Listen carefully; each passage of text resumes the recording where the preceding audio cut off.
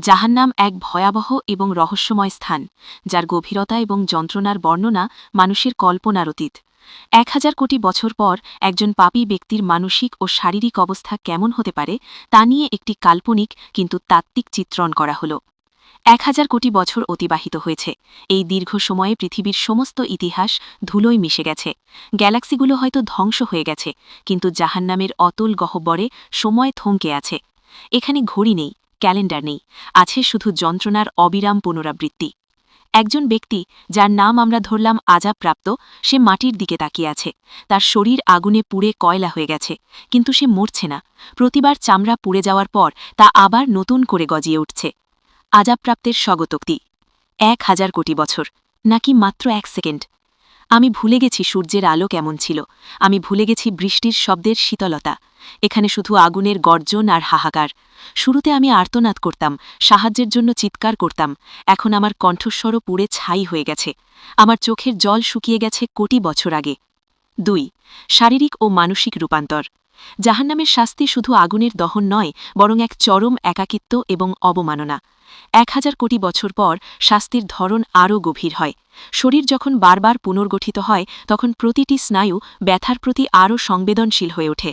খাদ্য ও পানীয়: তাকে খেতে দেওয়া হয় জাক্কুম বৃক্ষের ফল, যা পেটে গিয়ে ফুটন্ত তেলের মতো টকবক করে। তৃষ্ণায় যখন সে পানি চায়, তাকে দেওয়া হয় হামিম বা ফুটন্ত পুঁজ। স্মৃতির দহন: শাস্তির চেয়েও ভয়ঙ্কর হল স্মৃতি। সে মনে করার চেষ্টা করে কেন সে এখানে। তার মনে পড়ে পৃথিবীর সেই তুচ্ছ কয়েকটা বছর যখন সে দম্ভ ভরে চলত। ১,০০০ কোটি বছরের যন্ত্রণার বিপরীতে সেই পৃথিবীর ৬০-৭০ বছরের জীবনকে এখন তার কাছে কয়েক মিনিটের এক ভুল স্বপ্ন মনে হয়। আযাবপ্রাপ্তের চিন্তা: আমি যদি সেদিন একটু বিনয়ী হতাম, আমি যদি জানতাম এই এক একটি মুহূর্ত এক একটি মহাকালের সমান হবে। আমি এখন মৃত্যু চাই, কিন্তু মৃত্যু এখানে নিষিদ্ধ। ৩. প্রহরীদের সাথে কথোপকথন। জাহান্নামের প্রহরী ফেরেশতারা কঠোর এবং আবেগহীন। ১,০০০ কোটি বছর পর আযাবপ্রাপ্ত ব্যক্তি একজন প্রহরীর দিকে তাকিয়ে করুণা ভিক্ষা করে। আযাবপ্রাপ্ত: হে মালিক, আর কতকাল? তোমার প্রভুর কাছে কি আমার জন্য কোনো ক্ষমা নেই? ১,০০০ কোটি বছর কি যথেষ্ট নয়? প্রহরী গম্ভীর স্বরে: তোমাদের জন্য সময় বলে কিছু নেই। তোমরা নিজেরাই নিজেদের এই পথ বেছে নিয়েছিলে।